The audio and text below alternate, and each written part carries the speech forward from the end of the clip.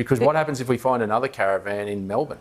If he wasn't briefed till Wednesday, whose fault would that be? Should he have asked to have been briefed about something he didn't know about, or should agencies have been on the front foot telling him?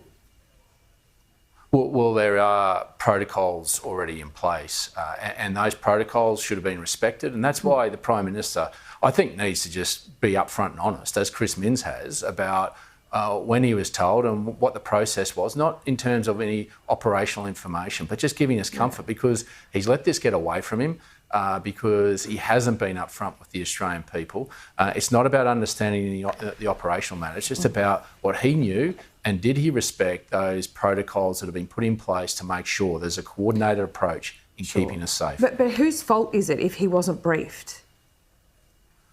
Well, again, I think you need the Prime Minister to be able to give us that information and the circumstances around that. It's hard to be asked to be briefed about something that you don't know about. So what is the question here? You want to know when he was briefed and who didn't brief him? Exactly. Okay, so but that's not his fault, right? Is it the Minister's fault? Is it the coordination of the agencies? Should Minns have told him? Well, this is where the Prime Minister should be able to tell us whether he was briefed or not. It's a simple question, and then that leads on to the other questions that you want to ask.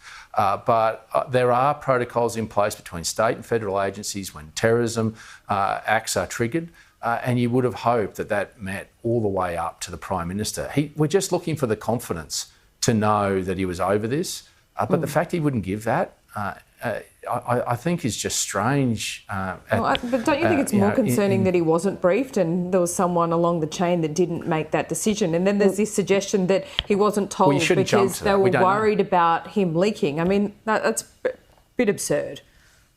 You can't trust the Prime Minister with the national security matter. I'm not making that assertion.